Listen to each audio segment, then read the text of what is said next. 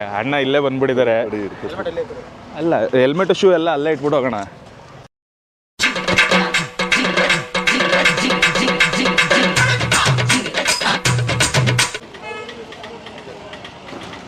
ಓ ಇಲ್ಲಿದ್ದವರೇ ಈ ಕಡೆ ಬಂದಿರೋದಣ್ಣ?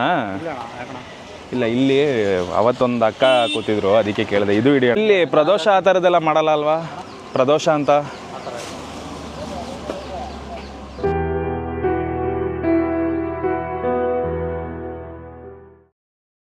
ಪ್ರದೋಷ ಅಂತ ಹೇಳಿದ್ರೆ ಶಿವ ಮತ್ತು ಪಾರ್ವತಿಗೆ ಶ್ರೇಷ್ಠವಾದ ದಿನ ಅಂತ ಹೇಳ್ಬಿಟ್ಟು ಕರೀತಾರೆ. ಅಂದರೆ ಗಣೇಶನಿಗೆ ಚೌತಿ ಅಂತ ಕರೀತಾರಲ್ಲ, ಅದೇ ಥರ ಶಿವ ಪಾರ್ವತಿಗೆ 13ನೇ ದಿನ ಅನಿಸುತ್ತೆ. ಅಮಾವಾಸ್ಯೆ ಮತ್ತು ಪೌರ್ಣಮಿ ಎರಡೂ ಆದಮೇಲಿಂದ 13ನೇ ದಿನ ಶಿವ ಪಾರ್ವತಿಗೆ ಶ್ರೇಷ್ಠವಾದ ದಿನ ಅಂತ.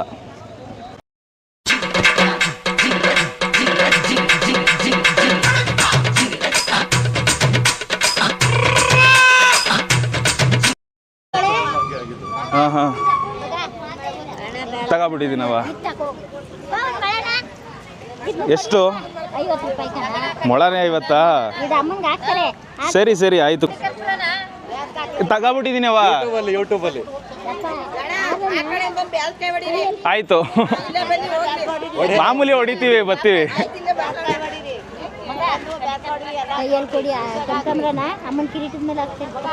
ಸರಿ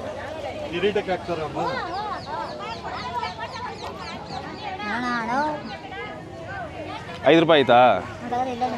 ತಗೊಳ್ಳಿ, ತಗೊಳ್ಳಿ, ಇದು ಪರವಾಗಿಲ್ಲ, ಕೊಟ್ಟೆ ಅಣ್ಣ. ಅದಕ್ಕೆ ₹5 ಚೇಂಜ್ ಕೇಳಿದೆ ಅಣ್ಣ ಅವ್ರ ಹತ್ರ.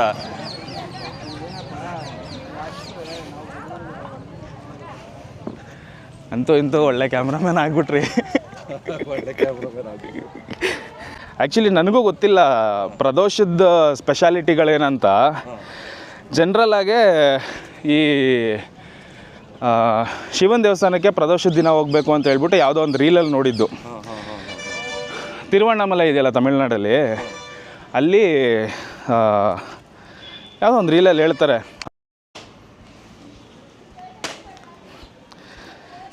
ಇಲ್ಲಿ ₹10.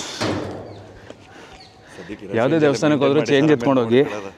ಅಲ್ಲ ಅದೇನೆ, ಯಾವುದೇ ದೇವಸ್ಥಾನಕ್ಕೆ ಹೋದರೂ ಚೇಂಜ್ ಎತ್ಕೊಂಡು ಹೋಗಿ, ಹೋಗ್ಬಿಟ್ಟು ಪೇಚಾಡುವಂಗೆ ಆಗ್ಬಿಡ್ಬಾರ್ದು.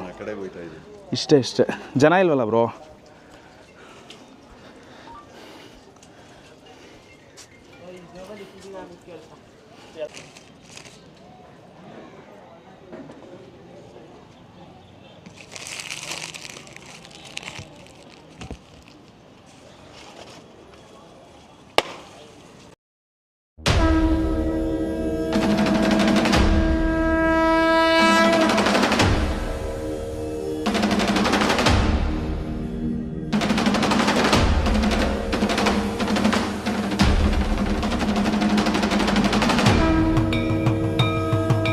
ದೇವ್ರ ಪ್ರಸಾದ ನೈವೇದ್ಯಕ್ಕೆ ಇಟ್ಟಿರೋದೇ ಬೇರೆ ಬ್ರೋ. ಅಂದರೆ ಇದು ನನ್ನ ಪರ್ಸ್ನಲ್ ಒಪಿನಿಯನ್ ಅಷ್ಟೇ.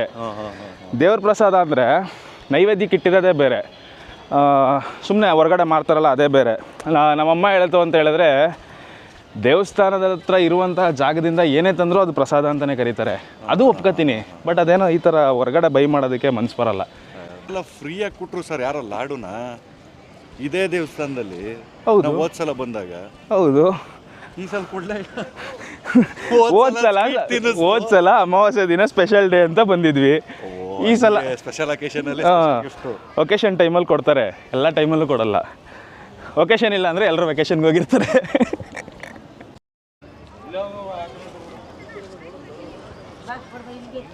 ಚೆನ್ನಾಗಿ ಬಂತು.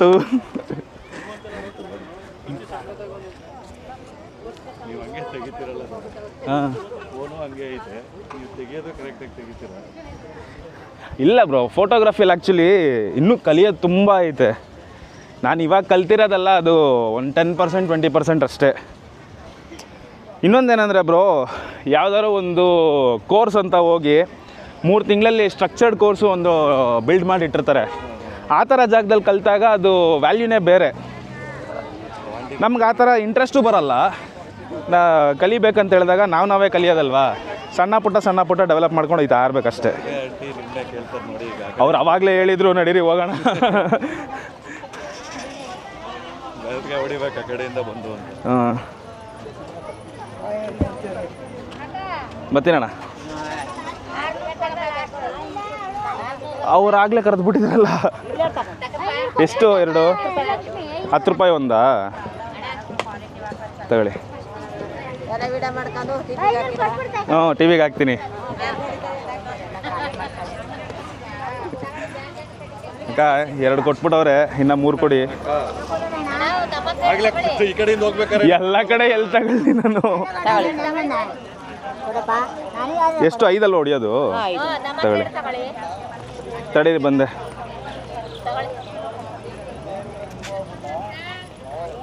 ಎಕ್ಸೆಲ್ಲ ನಮ್ಮ ಫ್ರೆಂಡ್ಸ್ ಎಲ್ಲರನ್ನ ಕರ್ಕೊ ಬರ್ತೀವಿ. ಎಲ್ಲಾರ ಹತ್ರ 4 ತಗೋತೀವಿ ಸುಮ್ಮನೆ.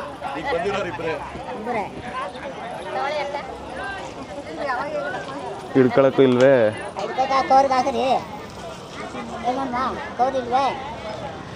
ಕರೆಕ್ಟ್. ಇದು ಆ್ಯಕ್ಚುಲಿ ನಮ್ಮ ಅಮ್ಮನ ಫೇವ್ರೇಟು, ಬೆಲ್ಲದ ಕಾಯಿ. ನೀವೇ ಹೊಡಿಬೇಕಾ ಇದು? ಬೇಡ್ಕಂಡಂತ ಹೊಡಿರಿ ಸರ್.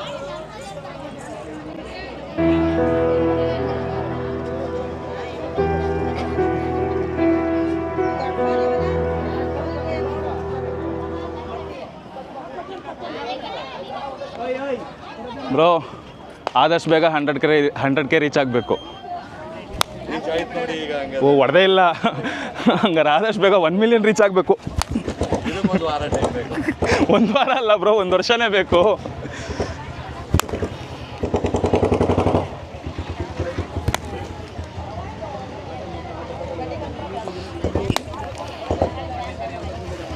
ನೀವಲ್ಲಿ ಬ್ಯಾಲ್ಗೆ ಹೊಡಿತಾ ಇದ್ರೆ ಲೆನ್ಸ್ಕಿನ್ ಸ್ಕೇಲ್ ಬಿದ್ದುಬಿಡ್ತದೆ. ನನಗೆ ಅಕ್ಕ ದಪ್ಪ ಇರೋದು 1-2 ಕೊಡಿ. ದಪ್ಪ ಇರೋದು ಬೇಕಕ್ಕ, ಮನೇಲಿ ತಿನ್ನೋದಕ್ಕೆ ಅಮ್ಮಂಗೆ. ತಗೊಳ್ಳಿ, ಒಂದು ಕವರ್ ಇದ್ರೆ ಹಾಕೊಟ್ಬಿಡ್ತೀರಾ? ಓ ಕರೆಕ್ಟ್ ಅಲ್ವಾ? ಅಲ್ಲೇ ಹಾಕ್ಸ್ಕೊತೀನಿ ಬಿಡಿ ಅಕ್ಕ. Thank you. ದುಡ್ಡನ್ನ ಕೇಳಿದಾಗ ಯಾರಾಗಲಿ ಆಗಲಿ ಕೊಡ್ತಿರ್ಲಿಲ್ಲ. ಹಾಂ, ಒಂದು ಯೋಚನೆ ಬರೋದು ಇವತ್ತಿಗೂ ನೋಡಿ. 1 ರೂಪಾಯಿ ನಾನು ಮಂಗಳಾರತಿ ತಟ್ಟೆಗೂ ಹಾಕಲಿಲ್ಲ, ಏನಕ್ಕೂ ಹಾಕಲಿಲ್ಲ. ಒಂದು ರೀಸನ್ ಹಾಕ್ಬಿಡ್ತಿದ್ದೆ. ಇವತ್ತು ಚಿಲ್ಲರೆ ಇಲ್ಲ, ಎಲ್ಲ ಫೋನ್ಪೇ. ಆ ರೀಸನ್ಗೆ ಹಾಕಲಿಲ್ಲ ಇವತ್ತು. ಅದು ಬೇರೆ ಕಾರಣ. ಹೊರಗಡೆ ಬಂದು ಕೇಳಿದಾಗ ಕೊಡ್ತಿರ್ಲಿಲ್ಲ ಸಾಮಾನ್ಯವಾಗಿ. ಇನ್ನೊಂದು ಎಲ್ಲೋ ಏನೋ ನೋಡಿದ್ದಷ್ಟೇ ಇರೋ ಭಗವಂತ ಕೊಡಕ್ಕೆ ಅಂತ ಕೊಟ್ಟಿದ್ದಾಗ ಕೇಳಿದಾಗ ಅಟ್ಲೀಸ್ಟ್ 5 ರೂಪಾಯಿನಾರು ಕೊಟ್ಬಿಡೋಣ ಲೆಕ್ಕಾಚಾರ. ಚೆನ್ನಾಗಿತ್ತು. ರೆಕಾರ್ಡ್ ಆಗದೋದ್ರೆ ಕಷ್ಟ. ಇನ್ನೊಂದ್ಸಲ ಹೇಳಿ. ಭಗವಂತ ಕೊಡಕ್ಕೆ ಅಂತಾನೆ ಕೊಟ್ಟಿದ್ದಾಗ ಕೇಳಿದವ್ರಿಗೆ 5 ರೂಪಾಯಿನಾರು ಕೊಟ್ಬಿಟ್ರೆ ಸರಿ ಅಂತ. ಅದು ಕರೆಕ್ಟು. ನನಗೆ ಆ ಕ್ಯಾಮ್ರಾ ನೋಡ್ತಾ ಇದ್ರೆ ಸರ್, ನನಗೆ ಯಾವುದೋ ರೋಬೋಟ್ ಇಟ್ಟು ಟಾಟಾ ಆಡಿಸ್ತೀವಲ್ಲ ಹಂಗೆ ತಿರುಗ್ತಾ ಇತ್ತು. ನನಗೆ ಬಂದಾಗಿಂದನೂ ಹಂಗೆ ತಿರುಗ್ತಾ ಇದ್ದದು. ಯೂಟ್ಯೂಬ್ ನೋಡ್ತೀರಾ ಅಣ್ಣ? ಯೂಟ್ಯೂಬ್ ನೋಡ್ತೀರಾ? ಅವಕ್ಕೆಲ್ಲ ಟೈಮ್ ಇಲ್ವಾ ಅಣ್ಣ? ಅವಮಾನ ಮಾಡ್ಬಿಡು. ಮರ್ಯಾದೆನೇ ಇಲ್ಲ.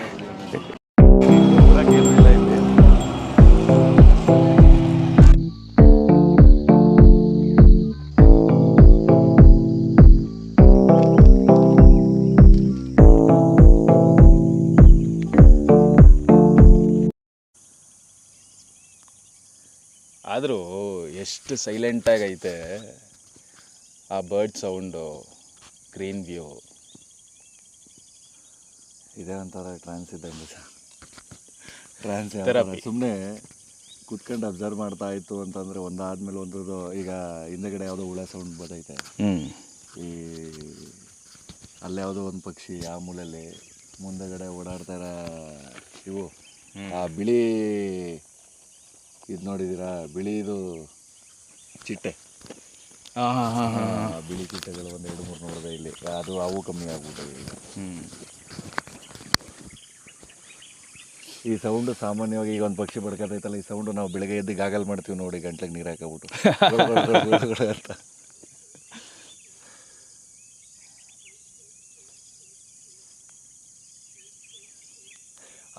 ಇಮಿಟೇಟ್ ಮಾಡ್ತಾರೆ ಅಂತ ಅಂತಾರಲ್ಲ ಪಕ್ಷಿ ಸರ್.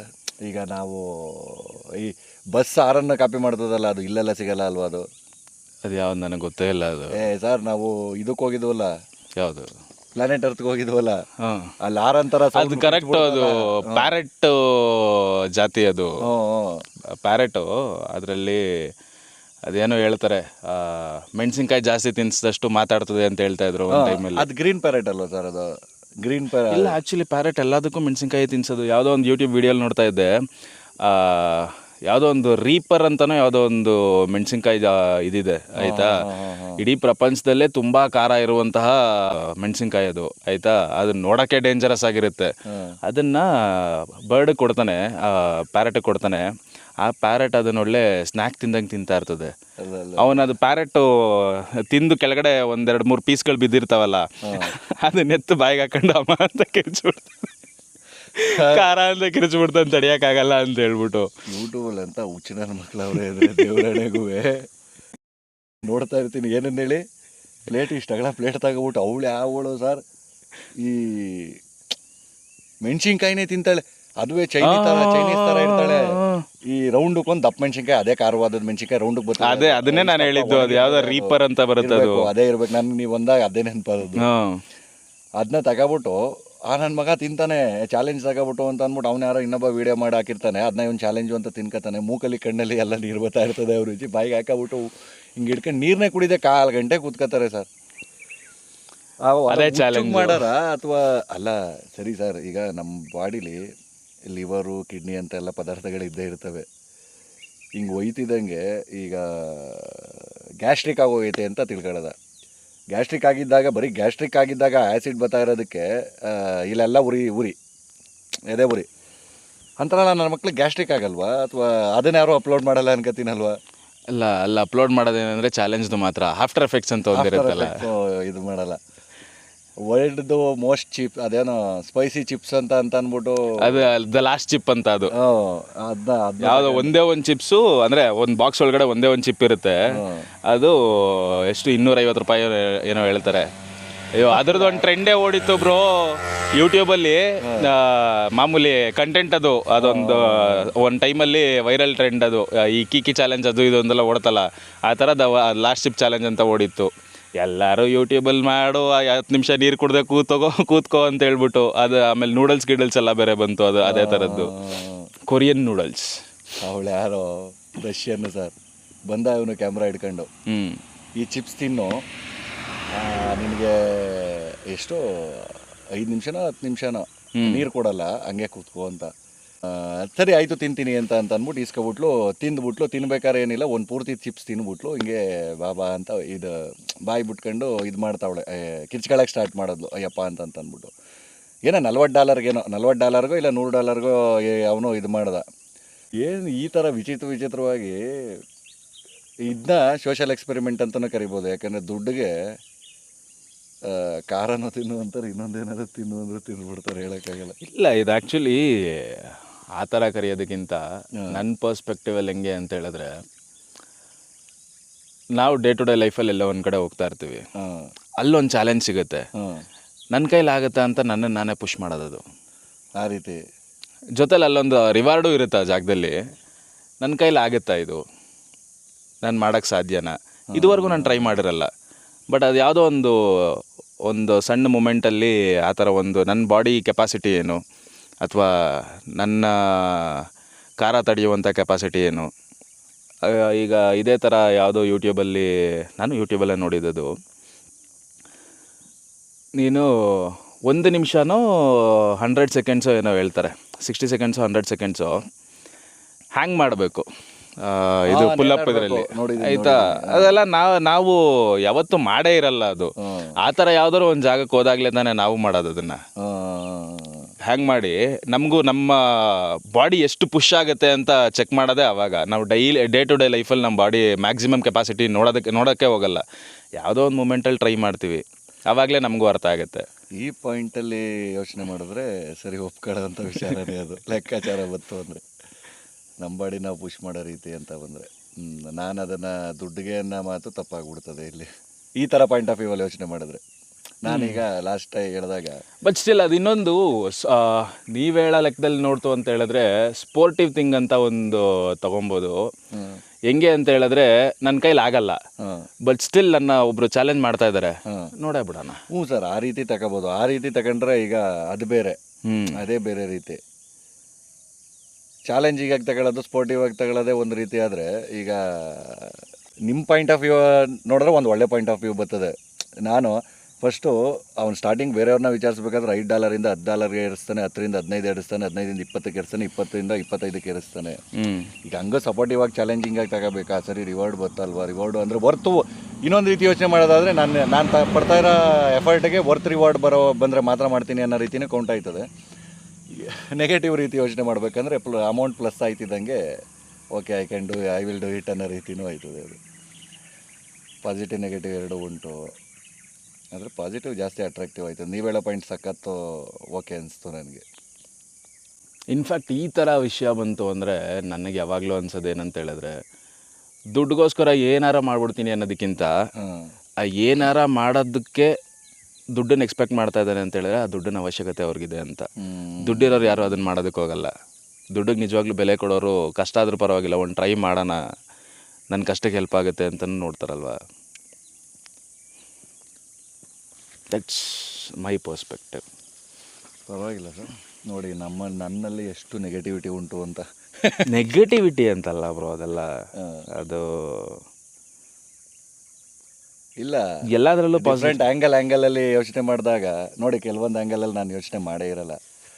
ಈಗ ಅದೇ ಯಾರಾದರೂ ಒಂದು ಪದಾರ್ಥಕ್ಕೆ ಅಷ್ಟು ಕಷ್ಟಪಟ್ಟು ಅದನ್ನು ತಡಿತೀನಿ ಅಂತ ತಗೋತವ್ರೆ ಅಂದರೆ ಅವ್ರಿಗೆ ಅವಶ್ಯಕತೆ ಇದ್ದೇ ತಗೋತವ್ರೆ ಅಂತ ಅನ್ನೋ ರೀತಿ ಒಂದು ಪಾಸಿಟಿವ್ ವ್ಯೂ ಪಾಯಿಂಟ್ ಅದು.